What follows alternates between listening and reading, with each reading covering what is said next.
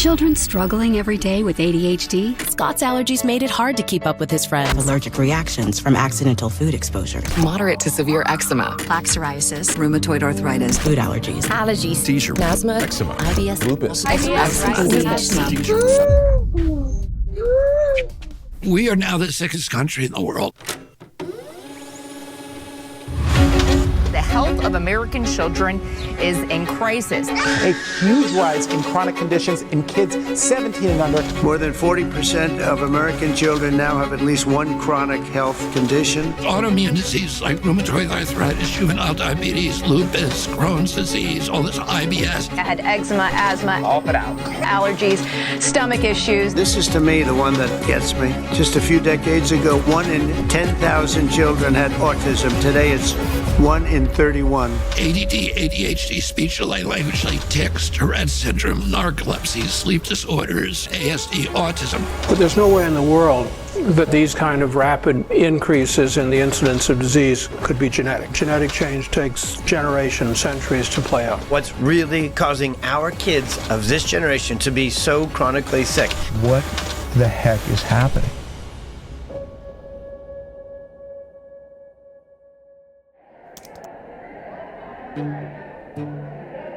America is the sickest nation in the industrialized world. It is now believed that over 54% of our kids have a chronic disease, either a neurological disorder or an autoimmune disease. That's up from only 12.8% back in the 1980s. In roughly 40 years, we have seen the greatest decline in human health ever recorded. What if I told you there is a study that could shed light on this chronic disease epidemic, but no major medical institution seemed willing to do it? What if I told you there was one scientist brave enough to conduct this study? How you doing, Mark? Good to see you. Yeah, nice to see you. Absolutely. Yeah. What if I told you that when the study was finished, that scientist was too afraid to publish it? What would you do? Maybe you would do what I did. I got hidden cameras and recording equipment, and I went to ask him why. Thank you. You're very welcome. Cool. Have you all dined with us before? I want to show you a video. Okay. Curious of what's your reaction to this. Okay.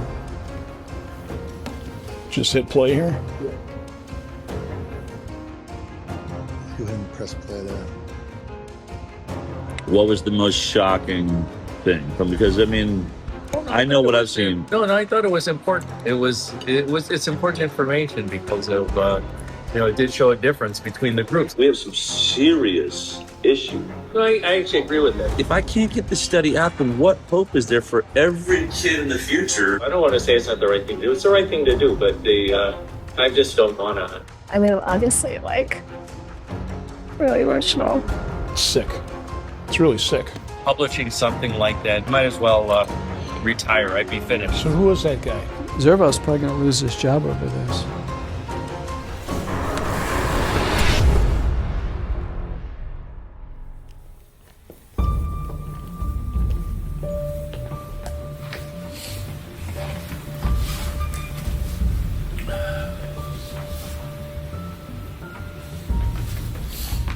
You know, I'm thinking before we get into the hidden cameras and the study and Dr. Zervos and all that, why don't we just take it all the way back to how this actually started?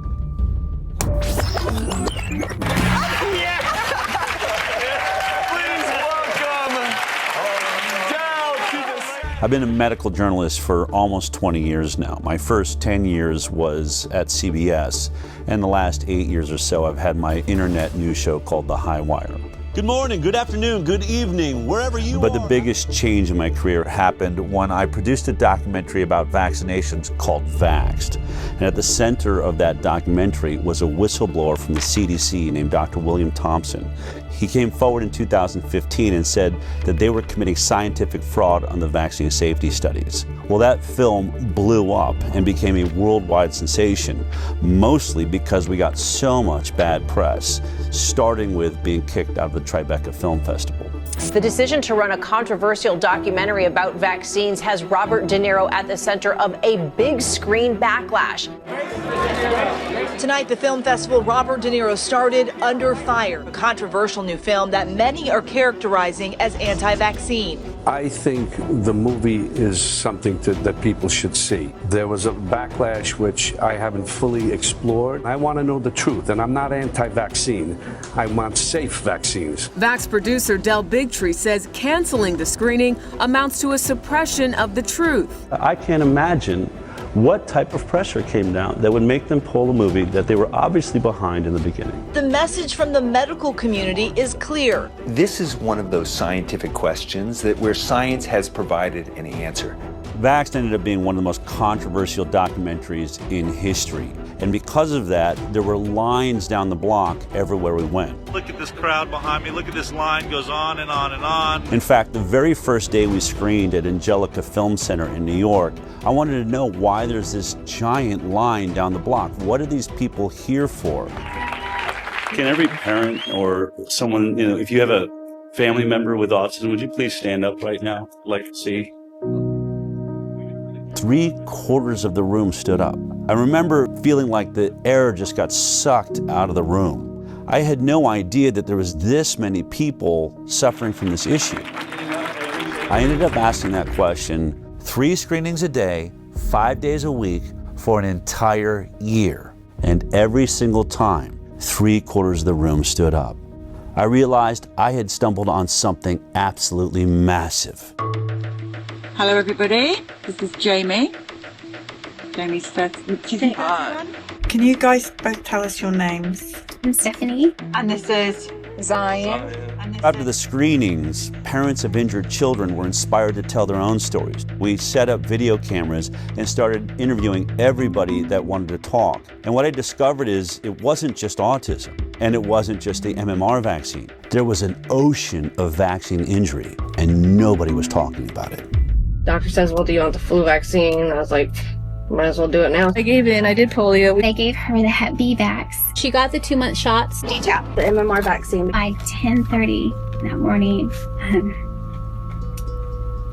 she was arching her back, clenching her fists. I didn't think I was gonna cry. That night we were in the hospital with the 106-degree fever. He began to projectile vomit. He began to this loud pitch scream. Like that's when the blood-curdling scream started. I did not lay down for 10 months straight because she would vomit and asphyxiate. She would vomit at night and she would lie there while she was asleep and she would choke on it. When we had that vaccination, he lost all language. He just stopped talking? He wasn't talking. He didn't want to nurse. He went to not talking at all. He was developing really well, except for motor skills. He's got chronic allergies. An eczema rash. Food protein enterolitis syndrome. She couldn't eat anything on the glycemic index that was too high. GI symptoms. He started to have gut inflammation. Chronic snoring. Sleep apnea. Seizure-like activity. We woke up. She just...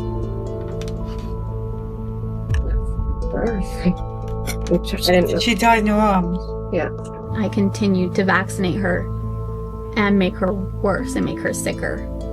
The guilt and it's so overwhelming. They killed my daughter.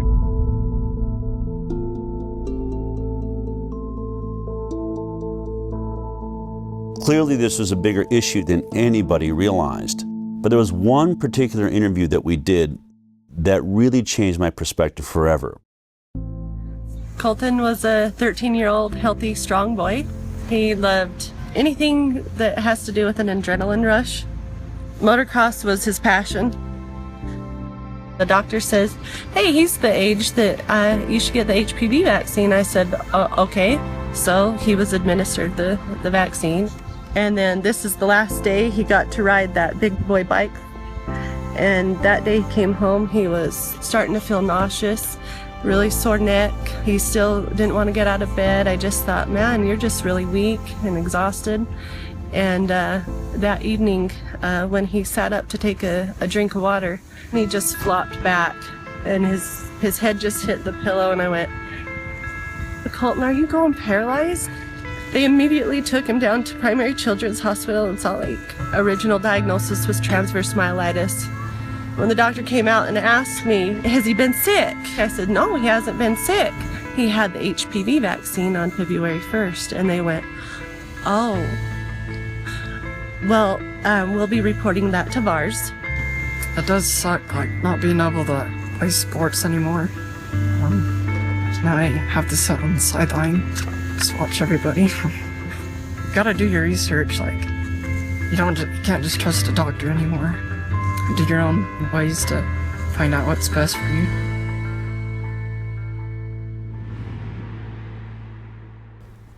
Unfortunately, Colton ended up taking his life in 2018 because he believed he'd become too much of a burden on his family.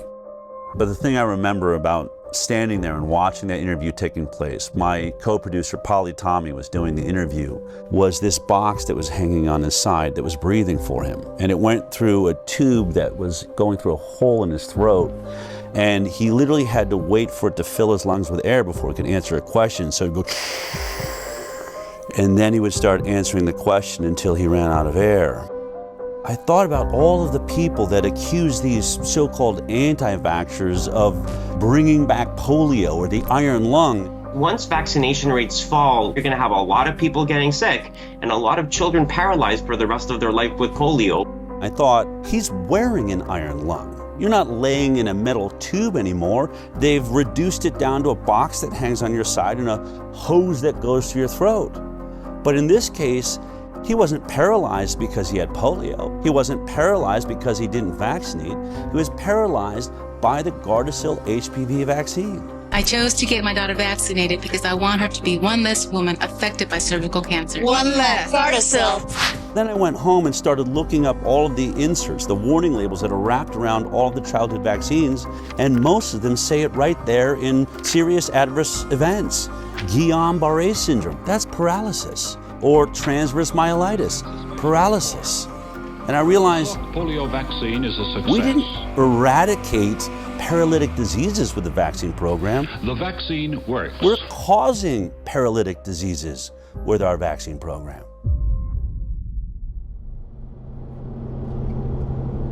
So as we travel the country, some parents would come up and say, I'm about to have a baby. I'm definitely not going to get the MMR vaccine because your movie shows that that one's dangerous. But what about the other 16 vaccines that are given in 72 doses by the time my child's 18? And I'd say, I only have anecdotal evidence from the thousands of interviews I've done that not a single childhood vaccine is safe. But that's not scientific. I wanted something better. I wanted to get to the bottom of this. So I started a nonprofit called the Informed Consent Action Network.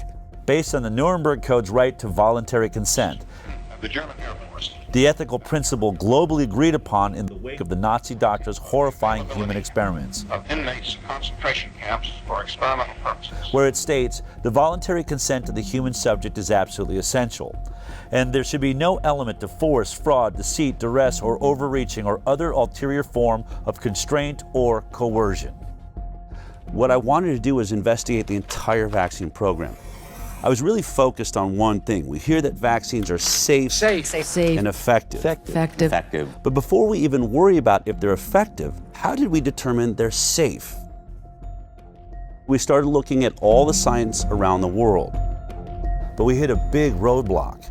You can't sue a manufacturer of a vaccine. It's one of the only products in America that has what they call liability protection. The reason is because of a law that was passed in 1986 by the US government. The pharmaceutical industry basically blackmailed the government, and they said, we are losing so much money from lawsuits for death and injury from our vaccines, we can't make a profit.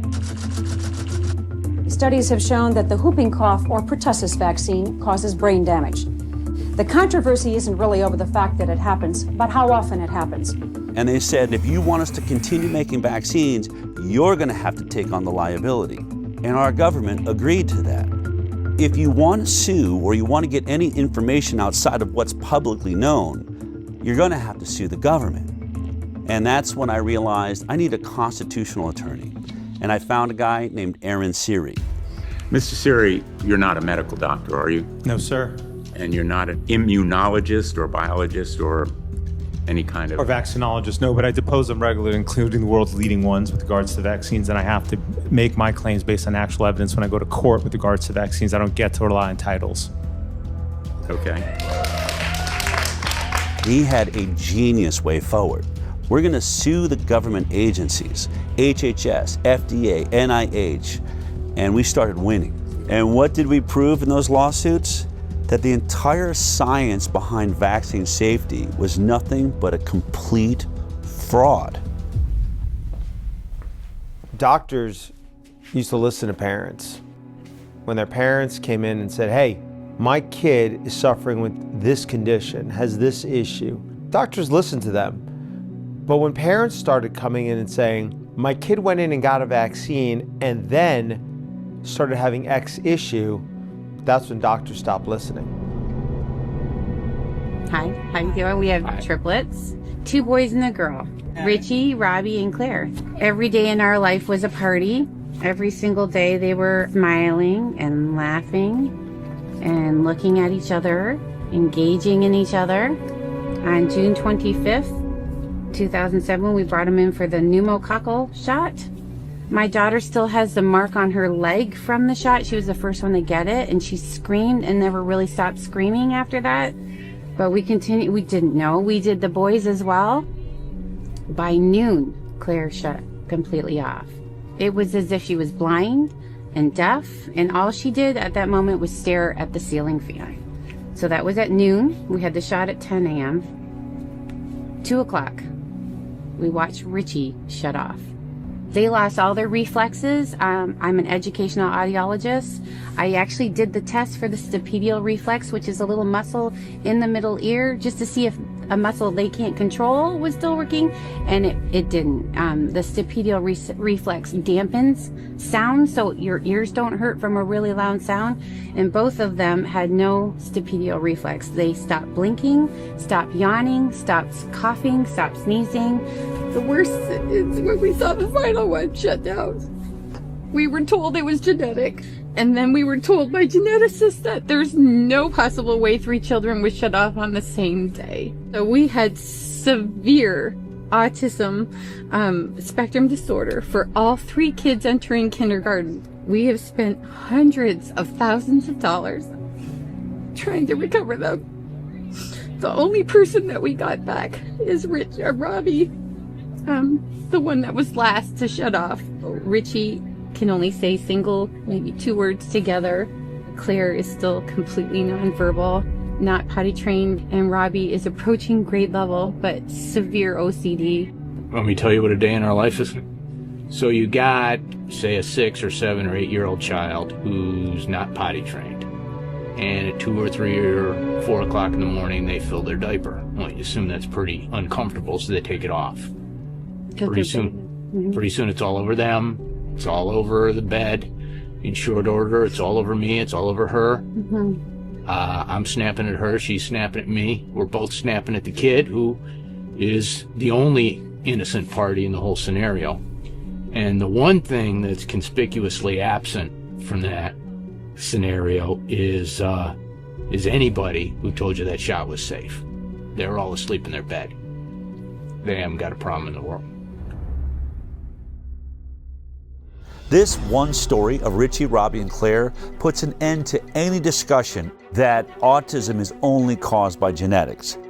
There is no genetic explanation that would turn 3 brothers and sisters off on the exact same day. What you should do when there are widespread complaints that a product is causing a given harm is you should study it. Vaccines should be tested like other medicines. They should be safety tested.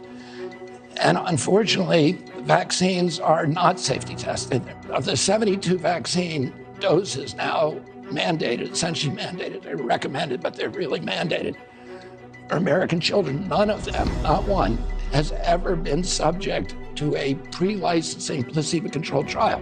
Health and Human Services Secretary Robert Kennedy Jr. has been torn apart by mainstream media for saying that there's no placebo trials being done for vaccines. But he's right. It's exactly what we found in our lawsuits against the government. Not a single childhood vaccine is going through a double-blind, randomized, placebo-controlled trial prior to licensure. That's the gold standard of safety testing for all pharmaceutical products, but is being skipped for vaccines. In case you forgot how a double-blind, placebo-based trial worked as we discussed it back in high school science class, let me remind you.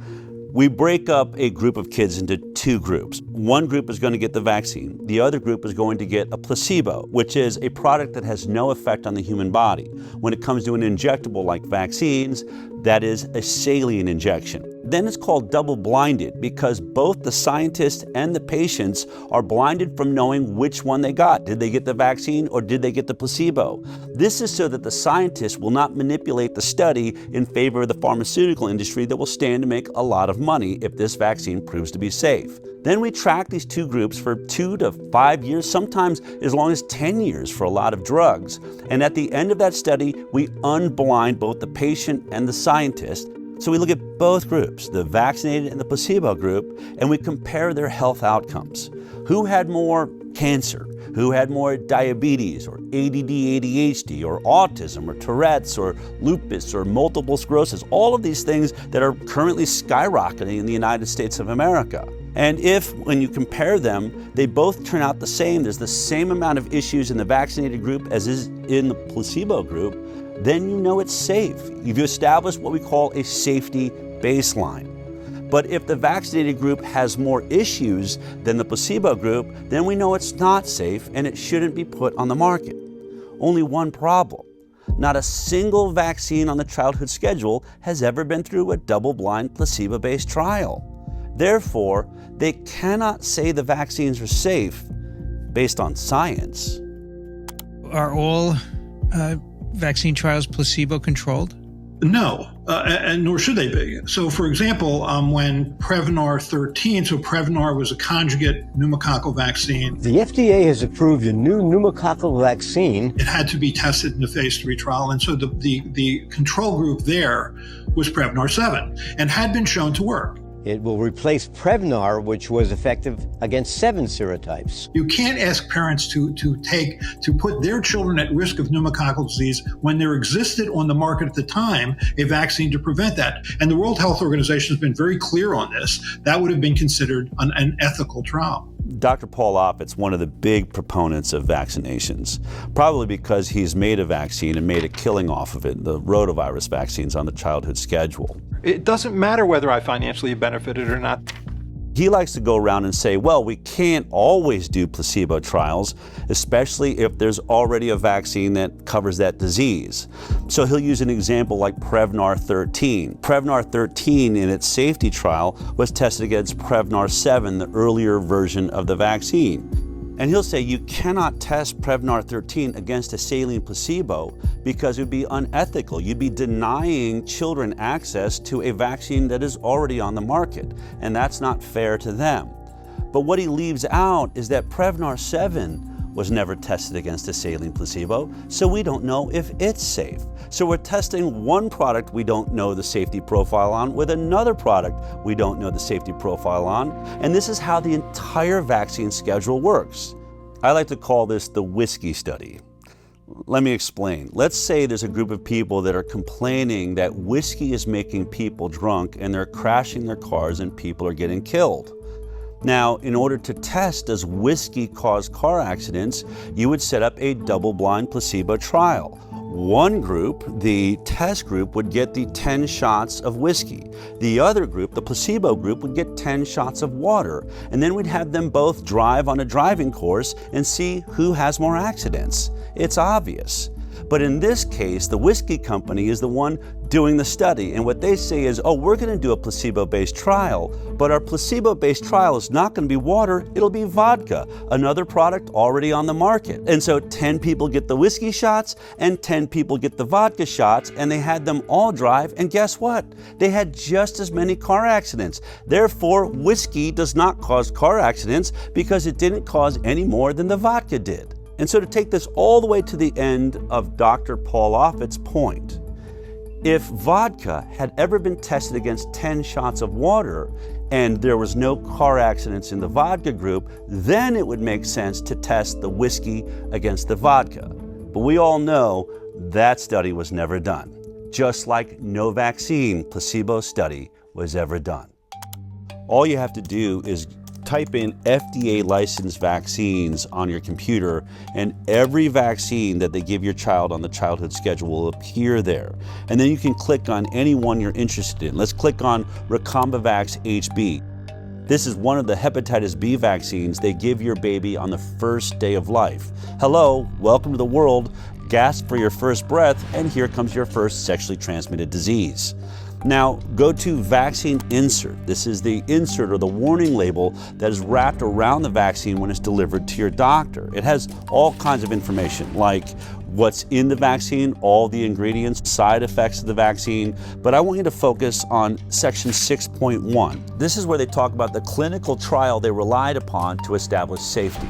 It's always 6.1 on every single vaccine, so you can look at all of them. But in this one, you'll see that there was only 147 children in the entire trial. And they were only monitored for 5 days after each dose. 5 days. So think about it. Would you take any drug that was only monitored for safety for 5 days? If your child dies on day 6, it wasn't captured by this trial. They'll say, we didn't see any deaths.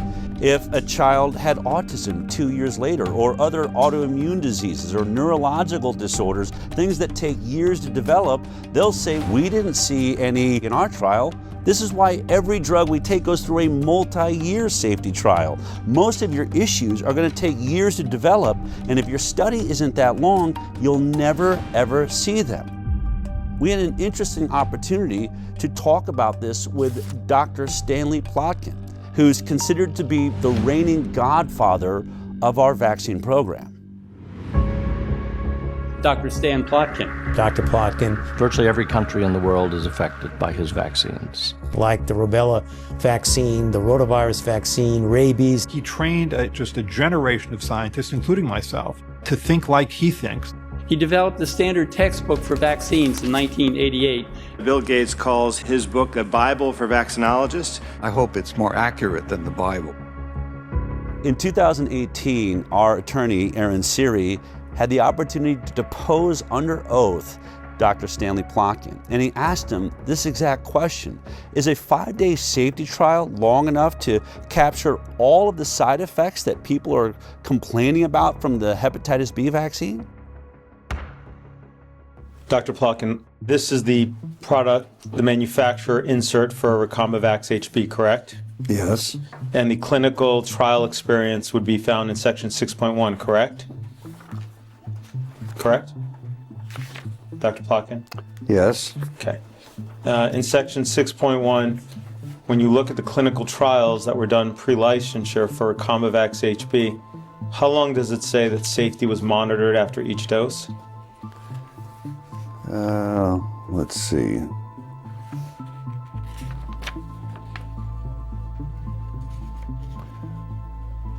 Uh, 5 days. Okay.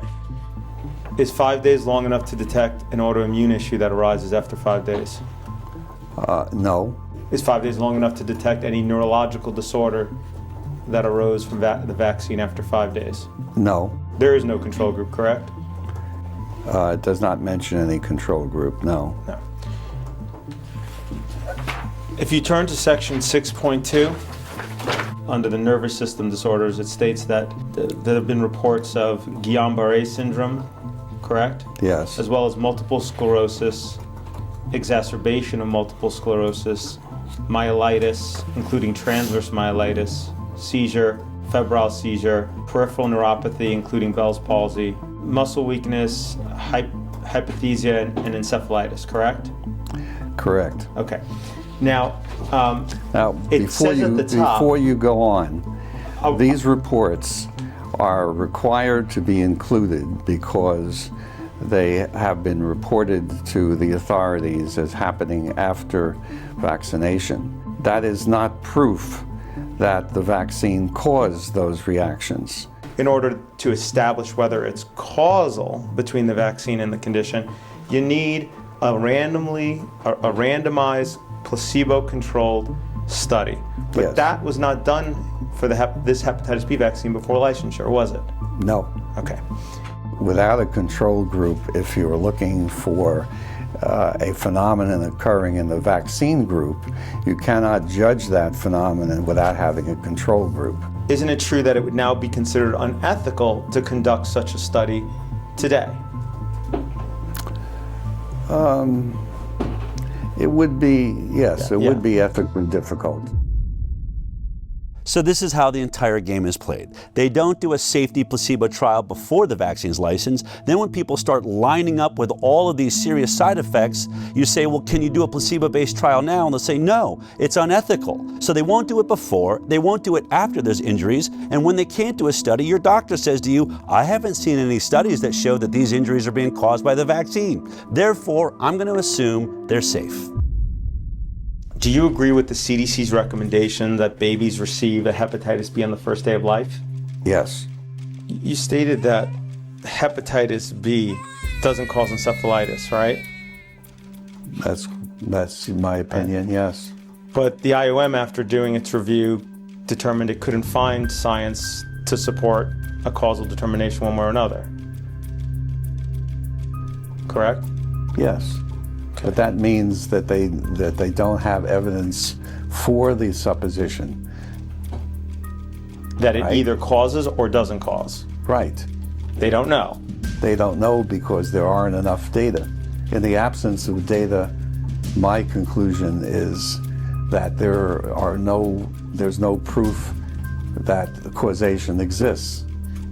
So if there's no data to show that it causes or it doesn't cause, yes. Your supposition, is that I understand correctly? Yes. Is that it doesn't cause it? That there's no proof that it does. Okay, that's different than saying it doesn't cause it, correct? Correct. So let's be clear, vaccine safety is not based on science and data, it's based on an assumption of safety. And that is the stalemate we find ourselves in. But there's one way out of it. Instead of doing a placebo-based study, you can do a retrospective study looking at people that have already made their choice, whether they're going to vaccinate or not. And then you just compare those groups, the ones that got the vaccines and the ones that decided not to vaccinate. We call that the vaccinated versus unvaccinated study. It's been done by a few independent scientists and institutes amongst small groups of children, but never by a major government agency or a major medical facility. The reason this study is important, I think, is illustrated by a study that was done in Guinea-Bissau, Africa, by a man named Dr. Peter Abe. He's one of the lead experts, he's pro-vaccine, and he develops vaccine programs for the third world. He had a DTP vaccine program he'd run 30 years ago in Guinea-Bissau, Africa, and recognized 30 years later, you know what, only half the children in the country got that vaccine and the other half didn't. I could do a perfect comparative study between the vaccinated and the unvaccinated. And when he did that study, the results blew his mind. This is about vaccines. And I think it's important to recognize that no routine vaccine was tested for overall effect on mortality in randomized trials before being introduced. I guess most of you think that we know what our vaccines are doing. We don't. The program we are talking about at the time, the vaccine program, was introduced sort of in the late 70s after the success with the eradication of smallpox. WHO made sort of the first immunization program for the low-income countries. What comes out here, you had 2.3 times higher mortality if you are DTP vaccinated. And that is the most commonly used vaccine in the world. So the whooping cough vaccine or the pertussis vaccine was associated with twofold higher mortality. You can have a vaccine which is fully protective against a specific disease, but associated with higher mortality. How is that possible? After looking at this study, it was clear that the vaccine did protect against the diseases they were vaccinated for. The kids didn't die of diphtheria, tetanus, and pertussis. Only one problem. Once they looked at it, they were dying at 5 times the rate of all of these other issues. So it was clear that though it was protecting against these diseases, it was weakening their immune systems to all sorts of other problems. One of the other scientists on this study did a TED Talk on this. In spite of being protected against 3 deadly diseases, the introduction of DTP was associated with increased overall mortality. Children who received DTP vaccine had 5 times higher risk of dying than those who didn't. And this is just one example of many studies now done of DTP vaccine, and they all show the same. DTP vaccinated children have higher mortality than those who didn't get DTP. So it appears that DTP vaccine has negative non-specific effects. The protection against the 3 deadly diseases comes at a very high price, namely increased risk of dying.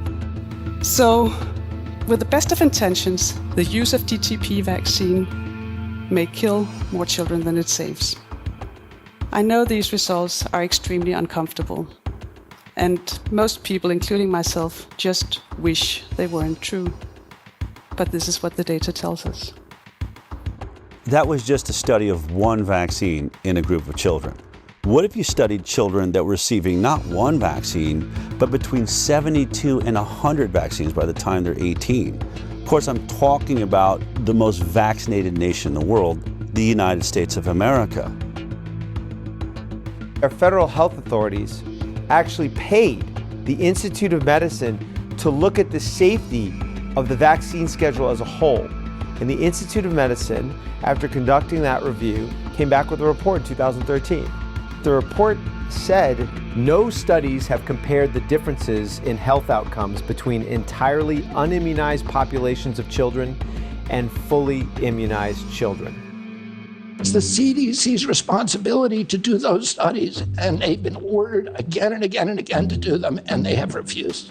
But the Institute of Medicine has looked at the vaccine schedule and said in their 2011 report, there are over 150 injuries that are likely to be associated with vaccines that have never been studied. Well, what did the CDC do after the Institute of Medicine issued that report? Instead of doing the study, they ended up doing a study on how to do a vax versus unvax study. It went and it paid a whole lot of money to issue a white paper on how to conduct that study comparing vaccinated versus unvaccinated kids. That white paper came out in 2015. Now, here we are in 2025, 10 years later. They've still never published that study. Now, have they never done the study? I can't tell you. This is information that vaccine safety advocates want and have been asking for a long time, and I'm not sure why it hasn't been done.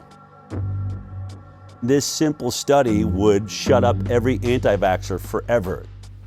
I have to believe that they have done this study every way they possibly can, and they can't seem to figure out how to make it look like the vaccinated are healthier.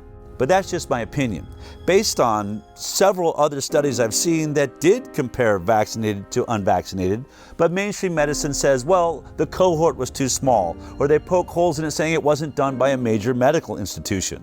So if we're ever going to get a vax versus unvaccinated study that people believe in, it's going to have to be done by highly credited scientists at a major medical institution who has a database big enough to do a thorough, robust investigation comparing the vaccinated to the unvaccinated.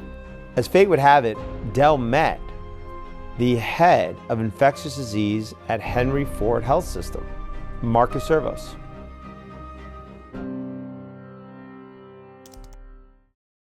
I'll never forget that meeting because you said something to me. You said, "I've watched your film. It's intriguing." But you said, I'll never forget. You said you've been saying something and watched your videos that I had an issue with. You said that they cannot say that vaccines are safe because they've never done the proper safety studies. And you said to me, I actually researched that because I wanted to see if that was true. And you said, I'm sorry to have to report to you that you're actually right about that. No, I say it proper now, too. safety studies have not been done. And to now too, it's same thing. I still say it now. The proper safety studies haven't been done. So then I said to you, all right. Still true. And you're like, I don't know what I'm doing here. I don't agree with you. I believe in vaccines. And I said, would you ever consider doing a vaccinated versus unvaccinated study? And you said I would do anything wherever the data is the data, right? Yeah.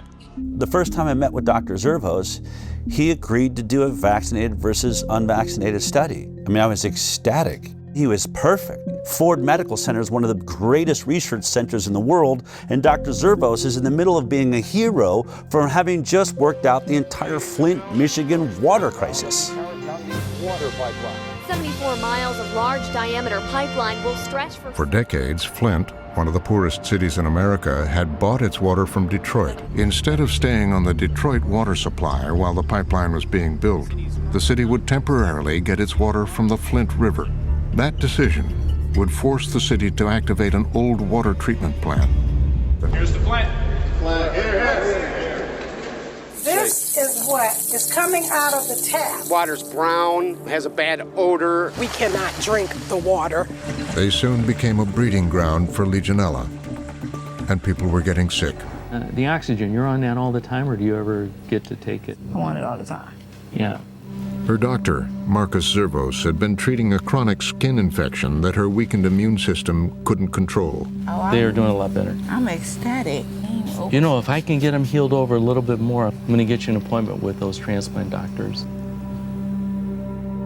There'd been 90 confirmed cases in the year and a half following the water switch. 12 people had died. Sean McElmurray had pulled together a team of 23 scientists and experts from around the state.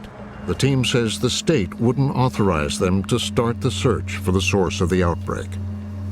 Dr. Zervos was the infectious disease expert, and he was worried about the delay. It was critical to start right away because by June we expected to see more cases of Legionnaire's disease and there would be more deaths, which is what we expressed in a meeting that included top leadership at MDHHS. I remember my colleague telling him that if he didn't do that, people could die. Unfortunately, Nick Lyon's response was that, well, they have to die of something. I mean, you're just in shock as a result of him saying that, the director of the health department. Dr. Zervos seemed perfect. He'd stood up against the entire health system in Michigan, so I figured he'd probably be brave enough to do this study. But then a couple of years went by and still no study. I called Aaron and said, why don't we go see if we can't convince him to finally do this study? I flew down to Michigan and we went to meet Dr. Zervos in person. We said, look, here's your opportunity.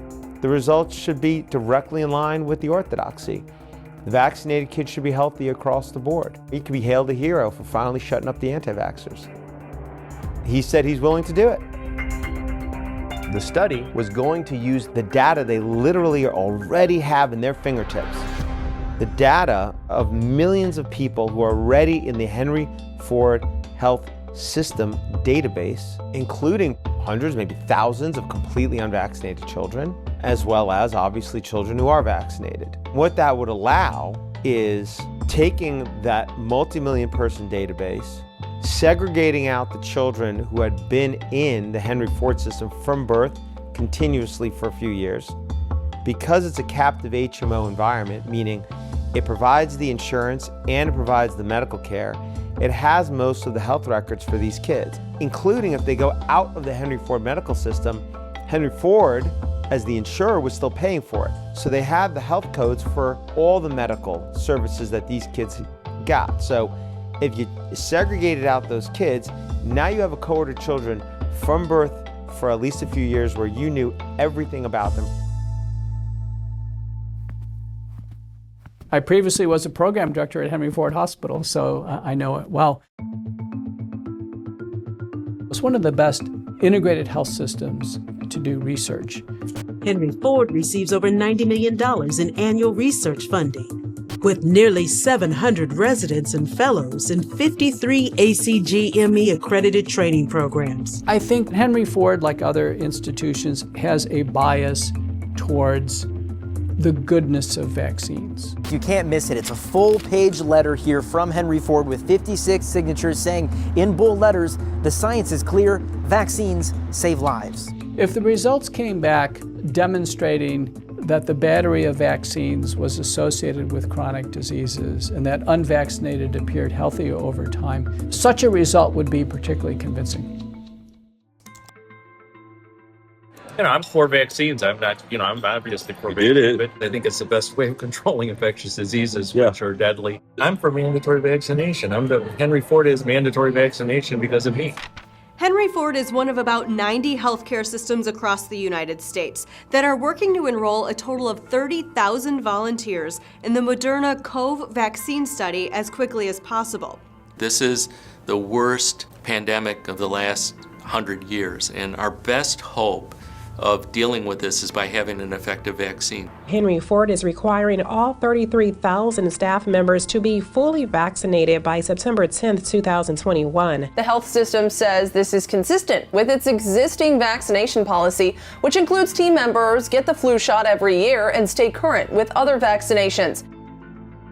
It appeared to me that Henry Ford was pro-vaccine, not anti-vaccine. So I had to assume the only reason they would do this study was to prove us wrong. Dell and I thought that was an excellent opportunity. They can do the comparison and presumably they could get it published. We only had one request. The ask was, whatever the outcome, you publish it. Would he stick to that if the results show that unvaccinated kids are healthier? And when he realized that if he submitted that for publication, he's going to face the wrath of his entire profession, didn't know. This was our greatest fear. I mean, vaccines are the holy grail of modern medicine, and anyone that decides to challenge vaccines in any way are essentially considered heretics. Vaccines are safe. Vaccines are safe and effective. Vaccines are safe and highly effective. Safe and effective. Safe and they're highly effective. Vaccines are one of humanity's most incredible accomplishments, and they've saved millions of lives. Childhood vaccines have prevented about 4 million deaths around the world every year. The overwhelming majority of pediatricians in this country strongly support vaccinations. Missing her vaccination dates. We're not vaccinating. The schedule as it's currently recommended is well tested. We've studied them in so many millions of children. Billions of people. Decades of extensive peer-reviewed scientific studies. Centuries of science. The science is pretty settled. Settled for many years now. This idea that we're taking too many vaccines, there's really no science to back that up. The scientific community publishes paper after paper after paper. There is nothing to see. There's nothing to see.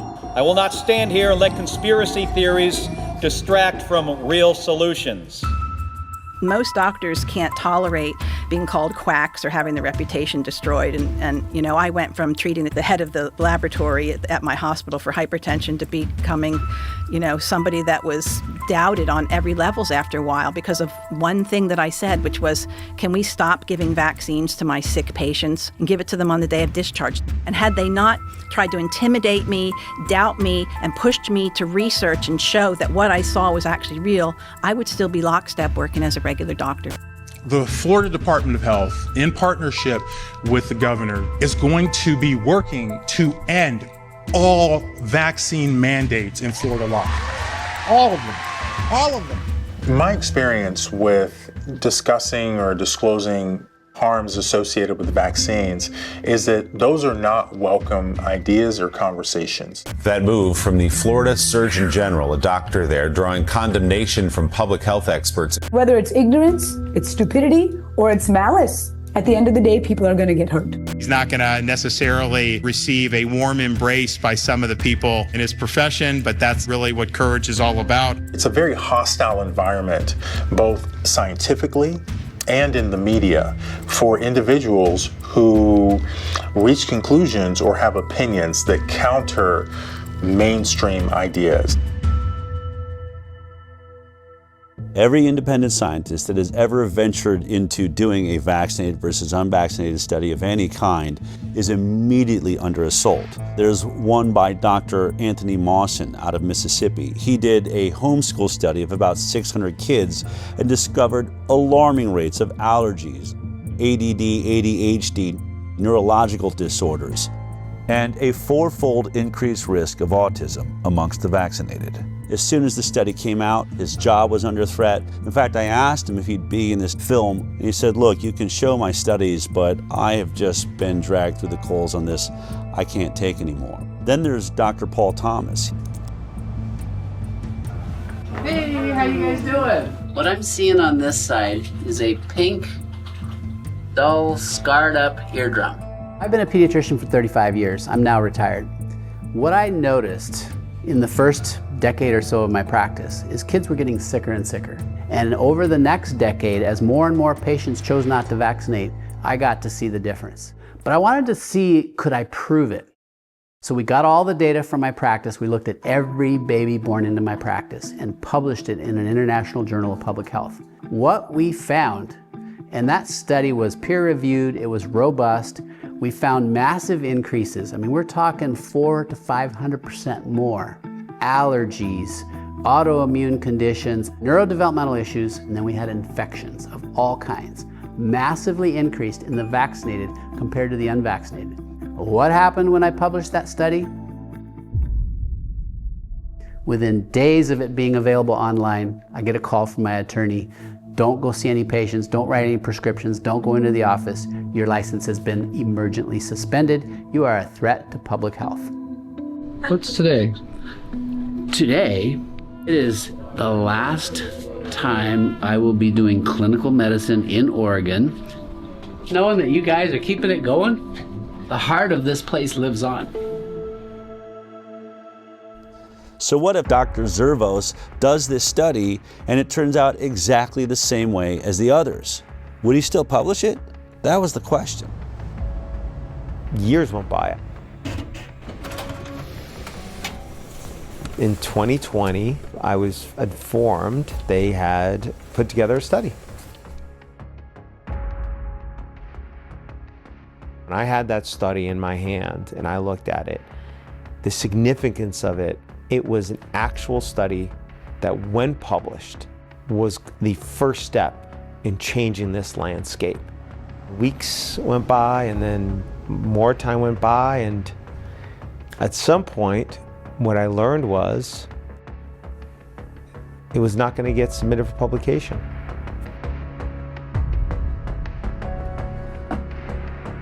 Aaron called me and said they finished the study.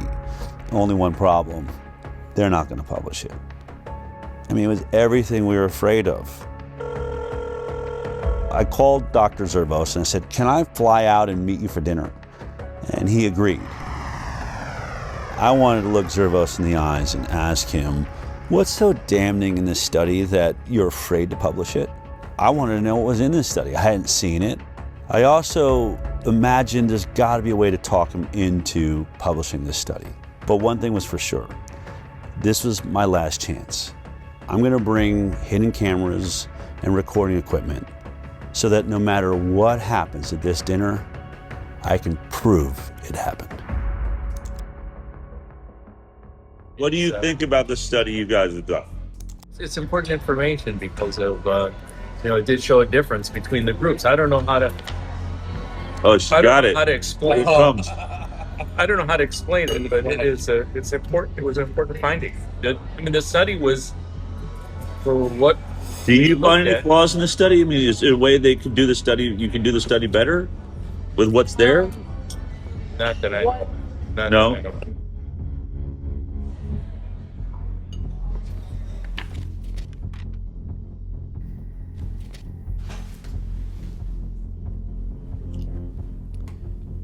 Impact of childhood vaccination on short and long-term chronic health outcomes in children, a birth cohort study. This one is really robust. Let's say the results. Yeah, what were the results? The CDC put out a white paper on how you would look at vaccinated versus unvaccinated, and we followed it to a T. I agree with that. No. Do you agree with that? We 100% did. We looked at this every other way and sideways. I think this is a devastating commentary on our public health interventions, because if this is true, we are systematically making kids sick, and not just a little bit sick, very sick. Publishing something like that, I might as well retire. I'd be finished. I mean, I'm just curious, what in this data makes you think it will be as catastrophic to your career as you think? What was he so afraid of? The study was a bombshell. 18,468 subjects, 1,957 of them were fully unvaccinated. When comparing the health outcomes of the vaccinated versus the unvaccinated, they found an increased risk in the vaccinated of several chronic health conditions. The vaccinated subjects were over 4 times more likely to have an asthma diagnosis. 4.29 times in the adjusted. And that seems, I've looked at a lot of studies, that's 3.26 to 5.65. They also found 3 times the risk for atopic diseases, which is kind of a subset of allergic diseases. They found a almost 6 times risk for autoimmune disease. The autoimmune diseases this paper looked at include thrombocytopenic purpura, rheumatoid arthritis, SLE, systemic lupus erythematosus, MS, multiple sclerosis, and Guillain-Barré syndrome. They mentioned there are over 80 different autoimmune diseases, and what their data showed for autoimmunity, 6 times increase in those who got vaccines when compared to the unvaccinated. Which is staggering, because autoimmune disorders really represent significant morbidity and health costs and suffering, accrued over a lifetime.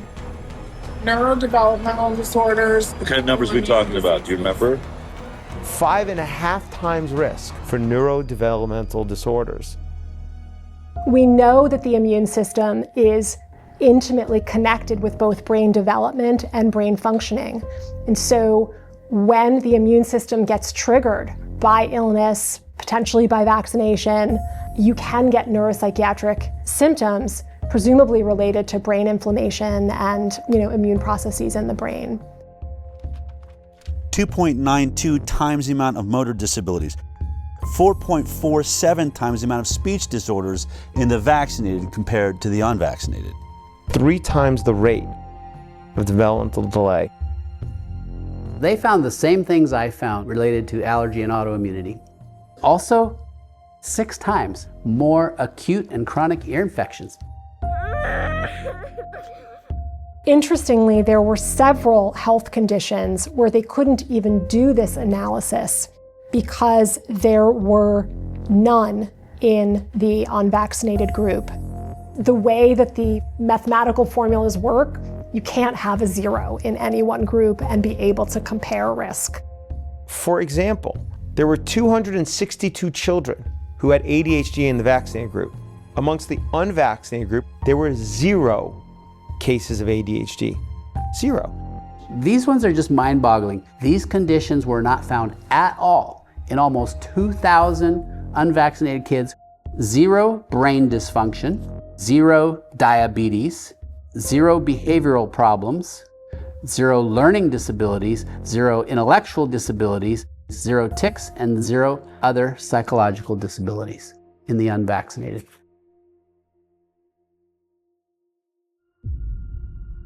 I'm going to read the conclusion here. Despite this, and in contrast to our expectations, again, the author's expectations was they'd conduct the study and probably find vaccinated people a whole lot healthier than the unvaccinated, right? This is what we found. We found that exposure to vaccination was independently associated with an overall 2.5-fold increase in the likelihood of developing a chronic health condition when compared to children unexposed to vaccination. Any vaccine, even just one, compared to none, had 2.5 times more likely to have a chronic health condition. There were no chronic health conditions associated with an increased risk in the unexposed group. None. What does this graph mean? Explain that to me. So it's no vaccines versus vaccines. That's basically your likelihood of not having a chronic health condition. They did something called time to event analysis. At 10 years, the likelihood of being free from a chronic illness was only 43% in the vaccinated group versus 83% in the unvaccinated group. It's a big difference.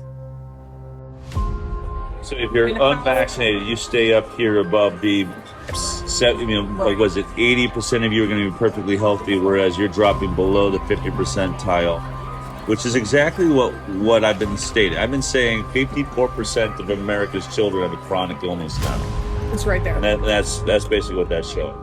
10 years follow-up, 57% of the vaccinated had a chronic health condition in just 10 years. That should shock everyone. Let's remember, the entire conversation of the moment in America is the fact that 54% of our children are chronically ill. And here we are looking at the study, and it's almost exactly those numbers. 57% of the vaccinated are chronically ill, whereas only 17% of the unvaccinated. I think because I have an interest in vaccines and I understand off-target, non-specific effects, I was sad, but I wasn't surprised.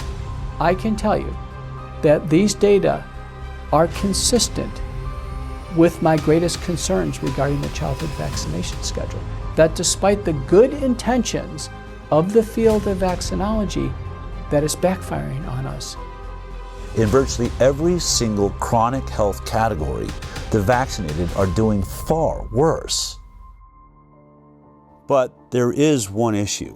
It's the one that I have been talking about for years and puts me into the middle of this entire investigation, and that is autism. And in this study, it appears that there was no statistical significance with the vaccine-autism connection. And I wanted to know why. Yet autism is neutral. Does that mean we're wrong about autism, Mark? No. No? No, it's there are a lot of variables involved, and it's hard to control for. When you don't have a lot of instances, as occurred here with autism, where you only have 23 instances of autism in the vaccinated group and 1 instance of autism in the unvaccinated group, that wasn't enough instances to actually be able to determine whether or not there is a statistically significant increased rate of autism. So even though the study shows all sorts of neurodevelopmental disorders, when it comes to autism, there weren't enough children diagnosed with autism in this group to answer that question.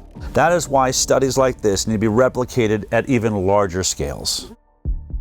The fact is there's a signal, and the signal is unvaccinated kids healthy. That should be a very important positive study. Yes. The converse of this is kids that are vaccinated, it doesn't look so good, particularly for the neuropsychiatric disorders. Looking at the measure of association, I'm an epidemiologist, I live in this, neutral is 1. Neutral means no association is 1. If it's 2, it means there's a twofold risk. When we're doing non-randomized data, especially from corporate data stores, what have you, we have a higher threshold. And a good threshold to remember is 4. If there's a 4-fold increased risk in a data set, if we were to go do this somewhere else, almost certainly we would find an association when this is telling us that the risk relationship is greater than 4. I was sitting at that dinner reading this study for the first time and thinking, oh my God, the world needs to see this study. But the more I pressed Dr. Zervos to publish it, the more excuses he had. I think it's a good study, but it does have limitations to it. The argument against it is going to be that it's same thing. Retrospective, it's not a controlled group. There's no control group. That there's other factors involved. It's a heterogeneous group of conditions. The perfect example was hydroxychloroquine. Did I happen to mention that not only was Dr. Zervos at the center of the Flint, Michigan water crisis, he was also at the center of the hydroxychloroquine study that was done by Ford and showed a 50% reduction in death for those that received hydroxychloroquine. And for that, he got attacked by Tony Fauci and virtually everybody in mainstream media and the medical world. The Henry Ford Hospital study that was published was a non-controlled retrospective cohort study. So that study is a flawed study. The PR at Henry Ford, they put a gag order on me. I couldn't talk about anything. And they said to me, Mark, so what? So you go on CNN. Which they would be happy. They'd be thrilled to have you on CNN. And, you say what you feel. But they're just going to twist what you say anyway. and make you look bad anyway. So what good's it going to do? So I should still be able to defend myself and and say what the inaccuracies are. So I'm thinking to myself, maybe the Henry Ford PR was right, is that it's just going to get twisted around anyway, make you look bad, and you get fired. So what good does it do? So what's going to happen with this one is the same thing, is that somebody's going to come back and they're going to say, the study is flawed, as opposed to looking at it in the way that it should be looked at. How about looking at this as important scientific information that can inform how the proper study should be done? It won't be taken like that. And then I can say, why? Because there's a political agenda to it. I get it has its issues. Any retrospective study is always going to have the same problems, right? So you always have the same attacks upon it. There are limitations to retrospective studies. That's the reason why we like to do randomized clinical trials when we can, because they don't have the same limitations. The major one that you have to worry about with retrospective studies is things that are different between the groups that you're comparing that you're unable to account for. If you want a flawless study, do a placebo-controlled trial. Any retrospective study is going to have flaws in it. But in this study, they made a point to address many of the flaws that they found themselves. If someone were critical of the study, I think issues that a researcher might raise would be things like the different lengths of follow-up for the groups between the children who received no vaccines and the children who received vaccines. The authors actually did do a sensitivity analysis where they limited the analysis to children who had at least a certain amount of follow-up. When they limited the follow-up time for both the vaccinated and the unvaccinated to 1 year, it's still 2.75 times higher rate of chronic disease in the vaccinated. And when they limited it to 3 years, it's 3.38 times the rate of chronic disease in the vaccinated. And when they limit it to 5 years, it's 4 times greater.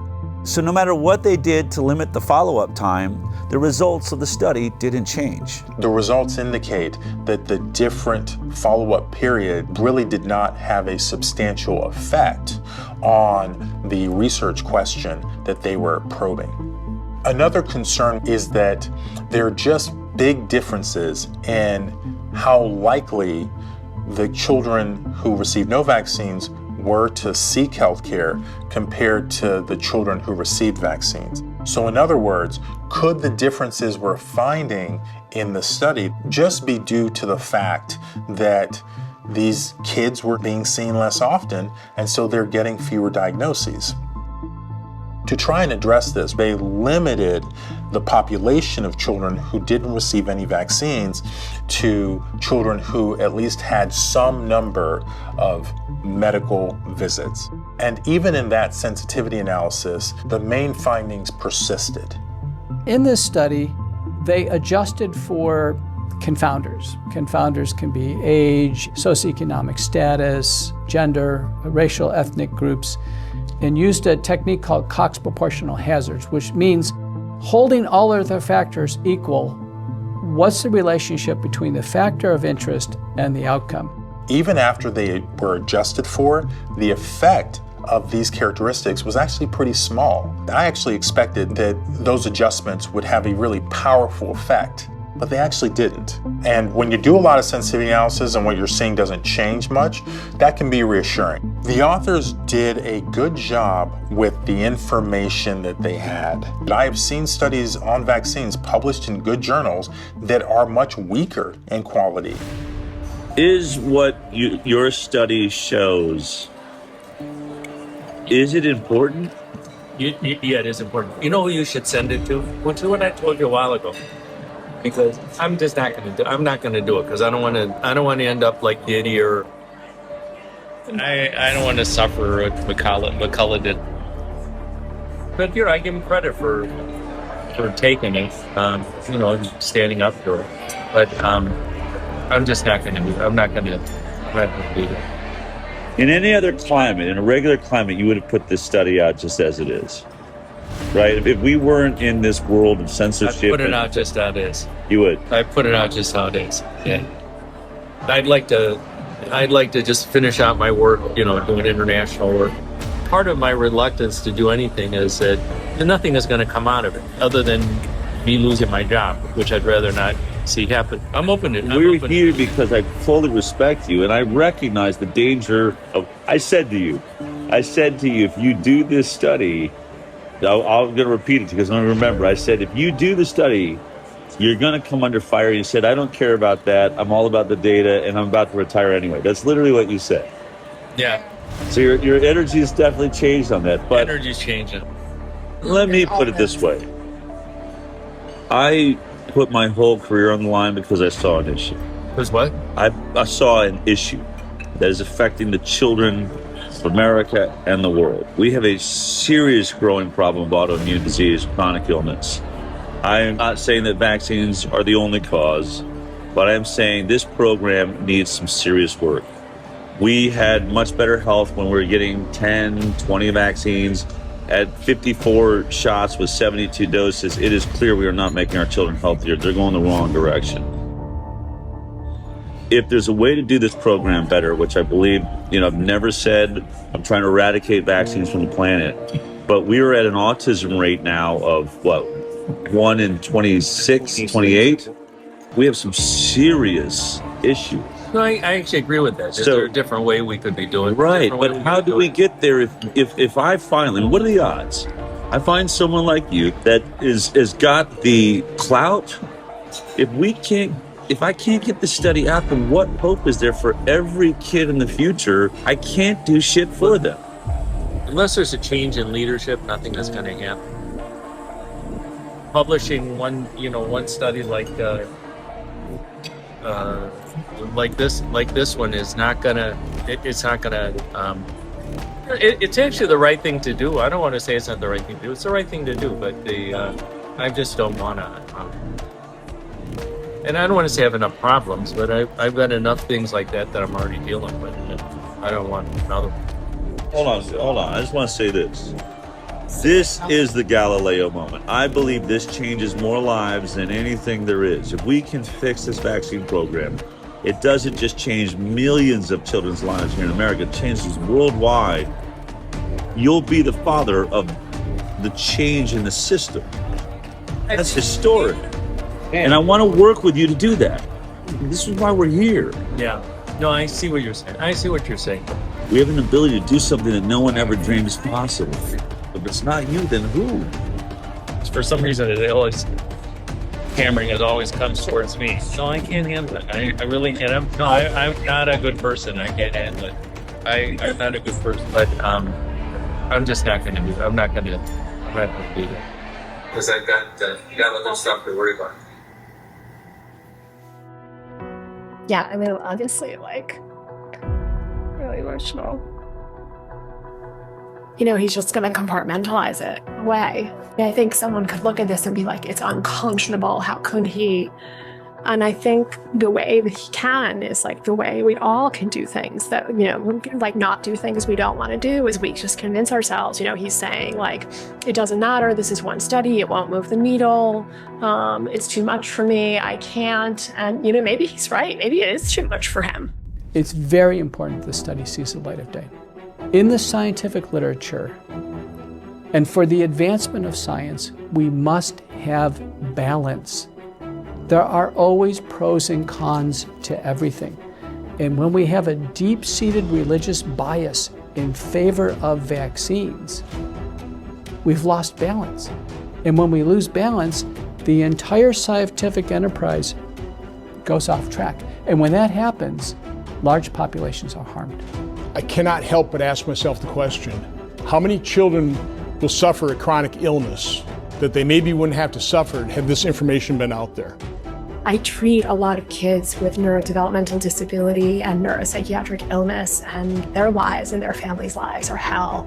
And I know so many parents who suffer all kinds of guilt. The parents who've had adverse reactions or who've witnessed neurodevelopmental regression in connection with vaccination, they are devastated.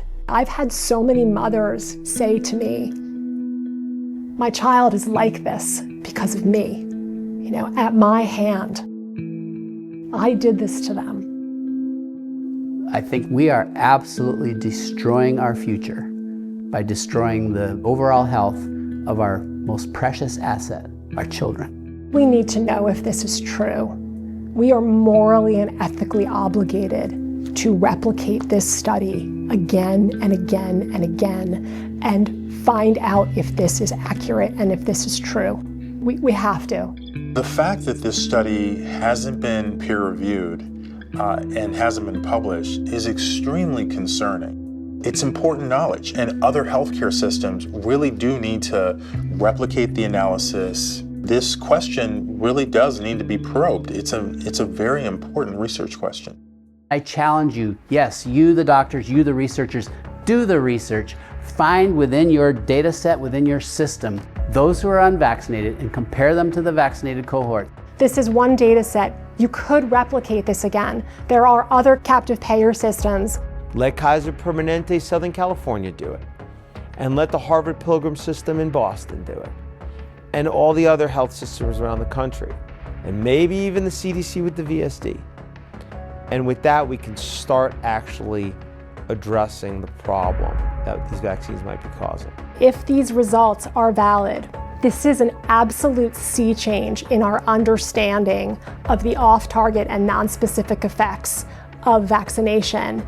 And we will have to reconsider the way we go about our vaccination program.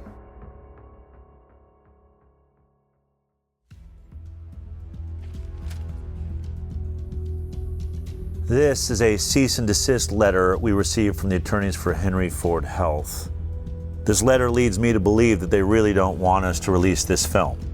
In the letter, Henry Ford accuses us of defamation for saying that the unpublished study wasn't submitted for publication due to the results of the study. They assert that the reason the study was never submitted for publication was, quote, due to significant and serious flaws in its data and methodology, and because it did not come close to meeting the rigorous scientific standards Henry Ford Health and its researchers demand. But we just heard from Dr. Marcus Zervos, the lead author on this unpublished study and a world-leading expert on infectious disease at Henry Ford. He told me he believed the study was a good study and he would publish it just as it is. Only one problem. If he does publish it, he believes it would be the end of his career. He'd be finished. Not my words, but his. Now, even if Dr. Zervos stands by his study, does that mean it's a perfect study? Of course not.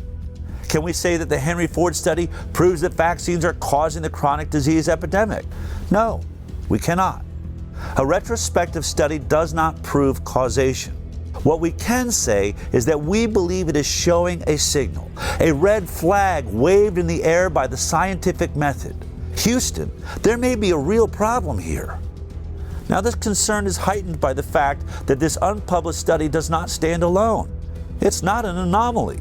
It now stands with several other studies that have all shown similar signals. So there will certainly be attacks on the limitations of this study, which can be found in most retrospective studies, and we acknowledge those limitations. But the only way to really refute it is to do your own vaccinated versus unvaccinated study and prove us wrong. That's what I believe Dr. Zervos attempted to do and failed. But as parents watching this film right now, you have to ask yourself a very important question. Why hasn't a single health agency or major medical institution in the world been able to produce one single vaccinated versus completely unvaccinated study that shows that the vaccinated children are healthier? Wasn't that the entire purpose of the vaccine program? To make our children healthier? And although this may be an inconvenient study for anyone who said that the vaccine program was safe, there is a bright side. In every one of these studies so far, there is a group of children who are thriving, who aren't suffering from many of the ailments that plague America's children, who have barely any cases of neurodevelopmental disorders or autoimmune disease.